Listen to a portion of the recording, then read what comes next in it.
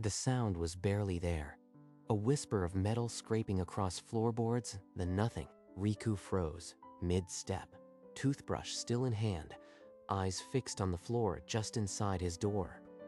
A small, unlabeled key and a folded note, placed with a care that felt deliberate. The note was in trembling handwriting. Apt 401, 9 p.m. tonight. Please come alone. Hina. Hina, the landlord's daughter? Why would she leave me a key and ask me to come to her place? Alone. In 2 years, we've exchanged maybe 4 words. She hides in her apartment like a shadow. This doesn't make sense. But the key was real. And so was the knot tightening in his stomach. He glanced at his phone. 8:45 p.m.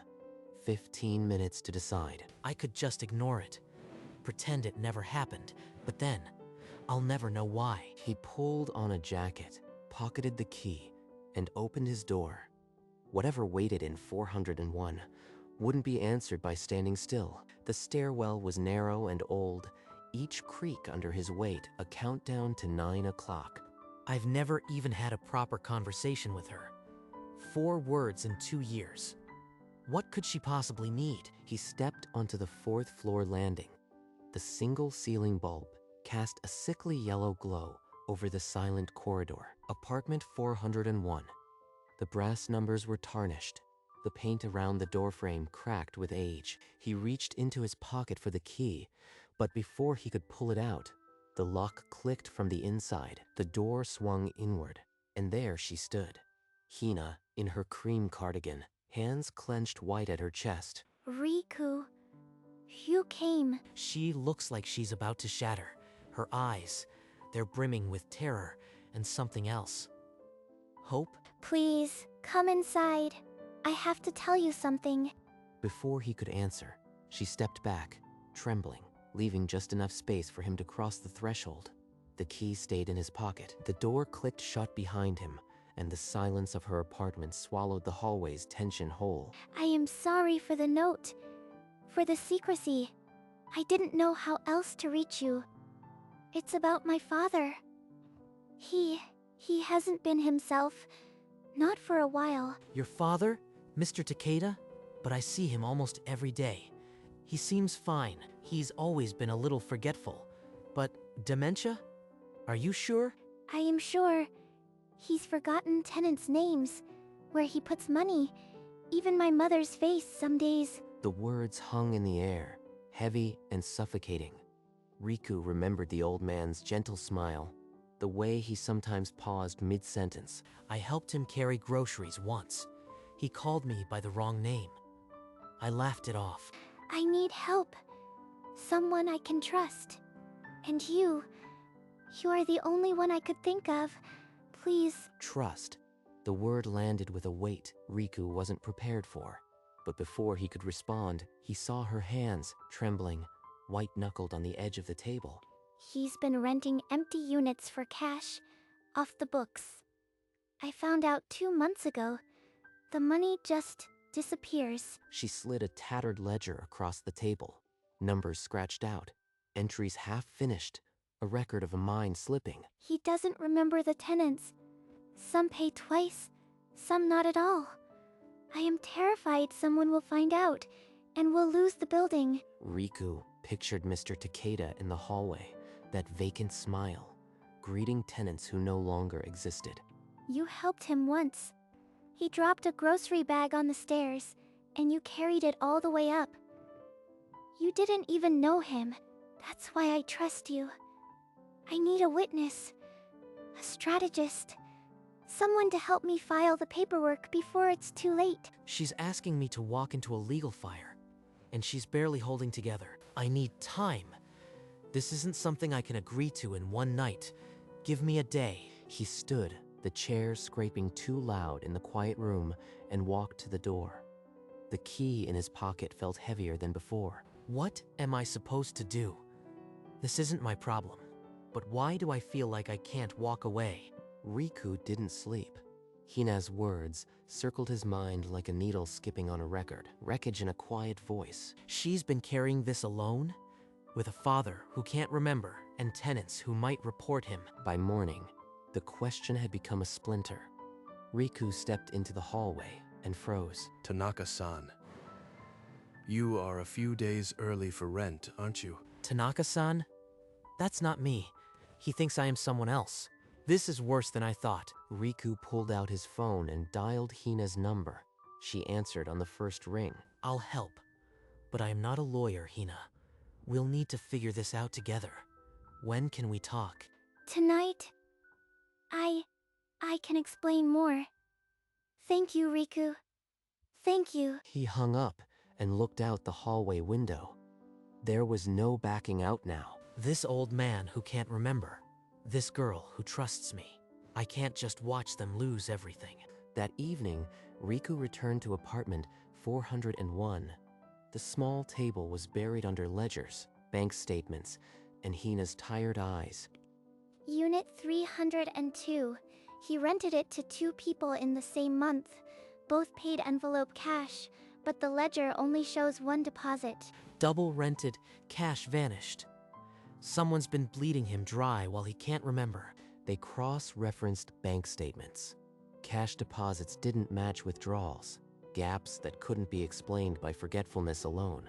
We need to talk to the tenants. Casually. Ask about payment methods. See if anyone trips. I can't. I barely leave this room. If I start interrogating people, they'll know something's wrong. So Riku went alone, knocking on doors with a clipboard and a lie about a water pipe check. Just a routine check. Oh, by the way, did you pay this month's rent directly to the landlord? Cash, maybe. The man in the doorway crossed his thick arms and leaned forward, his shadow swallowing the light. That wasn't a confused tenant. That was someone who knew exactly what he was doing and didn't like questions. Back in Hina's apartment, Riku described the man from 302, brawn, hostile, the kind who paid cash and dared you to ask why. If I corner him right now, before he covers his tracks, maybe he'll slip. He found the tenant outside his door, locking up. Riku stepped into his path. I know you've been paying cash directly to Mr. Takeda, but the ledger's a mess, and you're not even listed. You want to explain that? The man's fist closed on Riku's collar, yanking him forward until their faces nearly touched. He didn't deny it. Instead, he laughed, a cold, scraping sound. The old man takes my money every month. If he loses it, that's his problem, not mine. Riku stumbled back into apartment 401, his collar still wrinkled. Hina stood waiting, her fingers white on the chair back. He's not the thief we thought. He pays your father, and your father forgets the money isn't stolen. It's vanishing into his illness. So the enemy isn't some greedy renter. It's just his mind. Slipping, and I couldn't see it. Then we have to protect him from himself. Get legal authority, but how? 3 days later, Mr. Takeda wandered down to the lobby in his slippers, looking for a wife who died 5 years ago. Hina, is that you? Number? You look like my daughter, but she's too small. The tenant from 104 pulled out her phone and called the city's elderly care hotline before anyone could stop her.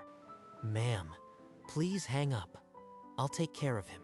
He just got confused. Riku guided Mr. Takeda back to his apartment, the old man's hand trembling on his arm, still searching the halls for a ghost. They called elderly services. They could take him away. We can't let that happen. I stopped it this time, but it's a warning shot. We need legal authority, a conservatorship, something, before the next call. But we don't have a lawyer. We don't have the money. We're just a daughter and a college student. There must be a way. Did your father ever have a lawyer? Any old paperwork? Your mother? She was organized, right? My mother. The basement. Her old files. I never looked. I haven't been down there since she died. 5 years. I am scared of what I'll find. I'll go with you. You don't have to face it alone. They walked to the end of the ground floor corridor, where a single door opened onto a staircase swallowed by darkness. The air grew cold and thick with dust as they descended, flashlight beams cutting through decades of silence. This place feels like a tomb. No wonder she avoided it. There. The metal cabinet in the corner. She always said everything important was labeled. Riku brushed away cobwebs, and the flashlight beam fell on a drawer tab. The tab read, Takeda Legal, Estate and Guardianship. Hina drew a sharp breath. Estate and guardianship. That's exactly what we need. Mom, you knew. Hina's hand closed around the handle, but she didn't pull. The weight of her mother's voice seemed to press against the drawer. The drawer slid open with a groan, revealing thick manila folders, each tabbed in her mother's elegant handwriting. On top, a pre-filled conservatorship petition dated 5 years ago, with Mr. Takeda's name and Hina's name already entered. She drafted this before she got sick, before we ever imagined. She was protecting us from the future. Clipped to the petition was a handwritten note. Hina, if your father loses his way, these papers will guide you. I love you both. Trust yourself. Mom, you really did foresee this. I am sorry I couldn't look sooner. Your mother gave you the key. Let's use it. We'll file this together. Thank you. I can do this now. They carried the folders upstairs like a covenant, fragile, burdened with ink and intent. A lawyer prepared these. They'll hold weight. This changes everything. The basement had given them a lifeline. Now they had to pull themselves up. She wrote this 5 years ago. She knew before any of us. And I was too scared to look. The note's ink was faded, but its force broke something open in her chest. You weren't ready then, but you are ready now. That's what matters. I keep thinking she was dying, and she still sat down to write this. For us. They spread the documents across the table. Petitions, medical forms, a checklist in her mother's perfect script. We have to file this. I won't let it sit in a drawer again. Then we'll find a way. Together. The decision settled between them, heavy and irreversible, but finally lighter than the waiting had been. Tomorrow, I'll call the courthouse. We'll need updated signatures, but the foundation is here. The conservatorship papers lay on the table. No longer a ghost. They were a plan. The next morning, they walked into a small legal office downtown where a friend of a friend had agreed to hear them out. We have a conservatorship petition drafted 5 years ago by her mother, a licensed attorney. We need to file it now. The lawyer, a tired-eyed man in his 50s, adjusted his glasses and flipped through the yellowed pages with growing skepticism. He set the petition down, not unkindly, but with the weight of reality. What's wrong? My mother signed it. She was in good standing. Just tell us what we need. We're not giving up. The lawyer listed off the requirements: a current medical evaluation confirming dementia, updated financial affidavits, and a witness to the father's condition. A medical evaluation? Witnesses? This feels like climbing a mountain with no rope. Then we'll get them. I've seen his episodes. I can be a witness, and we'll find a doctor. They left the office with a list of impossible tasks and a fragile tether of hope. 2 days later, Hina led her father into a quiet clinic, his hand clutching hers like a child lost in a crowd. The doctor asked simple questions: date, season, the name of the current prime minister. Mr. Takeda stared at his shoes and answered none. The diagnosis was typed in black ink on a form: moderate dementia, progressive.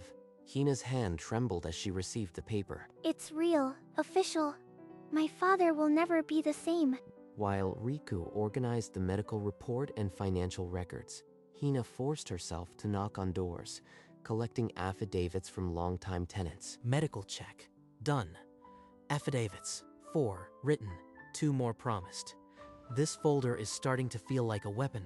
I haven't slept properly in days. But every signature is one step closer. Together, they assembled the final packet: medical evaluation, updated petition, witness statements, and her mother's original note. We're ready. Tomorrow, we file. The folder sat on the table like a packed suitcase, heavy with what they were about to carry into a courtroom. That evening, a shadow fell across the hallway. Mr. Ito had been listening. He knew. He cornered Hina outside her door, his voice low and venomous. You think filing papers will save this building? I'll tell every tenant the old man is senile. I knew this was coming. He's been waiting for leverage. Riku stepped between them, his jaw set. You are not telling anyone. You are going to walk away. Aito laughed, the same cold sound from their first meeting. I'll walk away for 50,000 yen, cash, tomorrow. You are extorting a dying man and his daughter. That's a crime. The man's fist swung, but Riku ducked and shoved him hard against the wall. The hallway echoed with the thud. Ito straightened his collar, eyes burning. This isn't over. You'll regret this. He spat on the floor and walked away. Now we have an enemy with nothing to lose. This just got a lot more dangerous. Hina stood frozen, her hands shaking. Riku turned to her, his knuckles white. We file tomorrow. No matter what. The next morning, before Hina could touch the folder, a crash echoed through the building.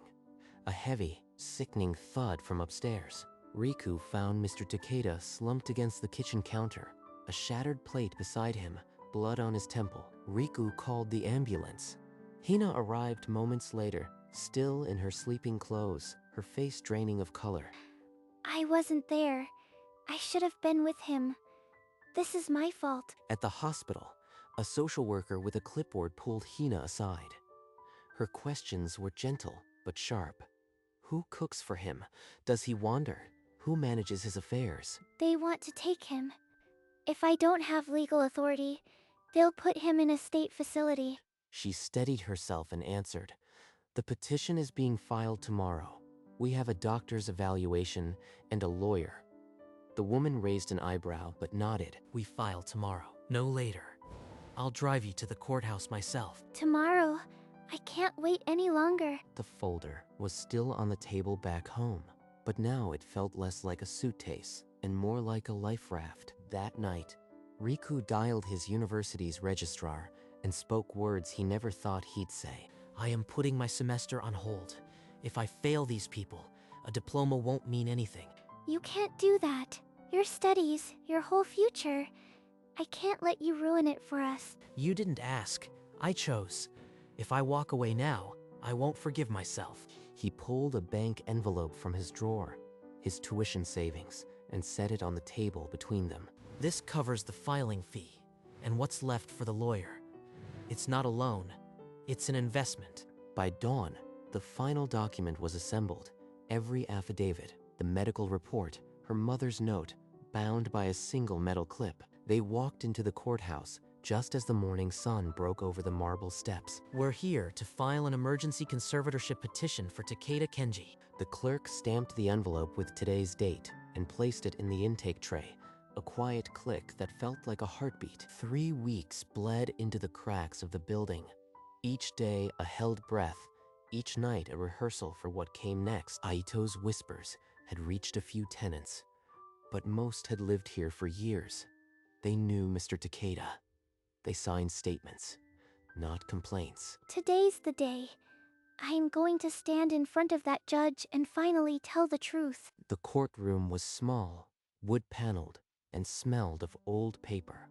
Riku sat in the back, his knuckles white on the bench. Your Honor, my mother drafted this petition 5 years ago, knowing his illness would come. I am only now finishing what she started. She handed up the medical report, the affidavits, her mother's faded note. The judge studied each page in silence. Come on, see what we see. The judge closed the folder and removed her glasses. Miss Takeda, the evidence is compelling, but these matters require careful review. Review. She didn't say no.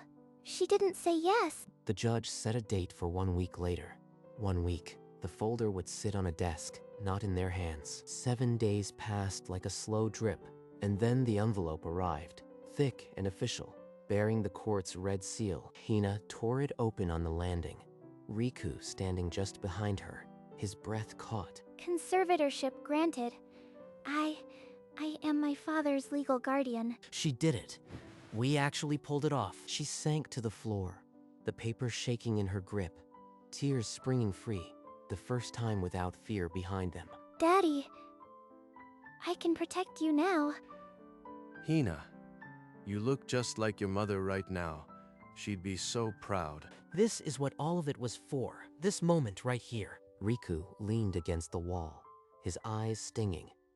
He didn't try to stop it. That evening, the building seemed to exhale. For the first time in years, apartment 401 felt like a home. Spring came quietly to the old building, pushing cherry blossoms through the cracks in the rooftop concrete. I never came up here before. It's nice. Figured you'd be hungry. I made extra. She laughed, a real, light sound that surprised even her. The rooftop had never held that note before. I used to hate silence. Now it feels different. She laughs now. She looks at the sky. When did that even start? They walked back through the building's front steps, the space between them shrinking with every shared meal. Thank you, Riku, for not letting me do this alone. You did the hard part. I just carried groceries. The rooftop became their place. Quiet, unremarkable, but theirs. And without a word, they both began to look forward to it. By the time summer arrived, the cherry blossoms had long since scattered, replaced by a thick, warm haze that clung to the rooftop. You are going to melt if you keep wearing that cardigan up here. Maybe I just feel braver when I wear it. Their hands rested side by side on the bench, only a breath apart.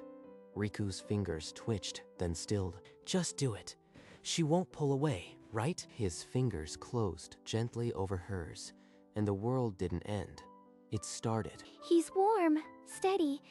Why didn't I let him do this sooner? She turned her palm upward and laced her fingers through his, squeezing once. The small silver key on his chain caught the sunset and glinted, the one that had started all of this. They sat until the stars came out, and not a single word was needed. The key stayed on his chain, and her hand stayed in his. Summer's end brought quiet habits. Riku's books stacked beside her sewing kit, 2 mugs on the shelf, and an unspoken understanding. One afternoon, Hina took down an empty frame and slid the old note inside, the same trembling handwriting, now behind glass. Slipping a key under your door was the bravest thing I ever did. I wanted to remember that. And the second bravest was opening the door before I could knock. That note. It's us. He saw the dried cherry blossom she'd tucked into the frame's corner, a petal from their first rooftop lunch. His keychain now held the small silver key permanently. Not a mystery, but a belonging. There was no formal move-in day, just a second toothbrush, his jacket on her hook, and the knowledge that neither of them was leaving. You know, you never did return my key. Why would I? It opened more than a door. The note stayed on the wall. The key stayed on his chain, and apartment 401 became the place they both came home to. On clear nights, they returned to the rooftop, lying back against the warm concrete as the stars blinked awake. Their hands found each other without looking. Habit now, a tether. A key and a note. Sometimes I still can't believe it led here. You led. I just followed. Through their apartment window, the framed note caught the starlight, the cherry blossom petal still tucked inside. Below, the old building was wrapped in blossoms again. As if it had always known, the silver key on his chain glinted faintly in the city glow. Promise me the rooftop, even when we're old. We'll be the old man with groceries and the daughter who saves buildings. Still here. A breeze lifted her braid, and the stars drifted on, indifferent to the small, perfect world below.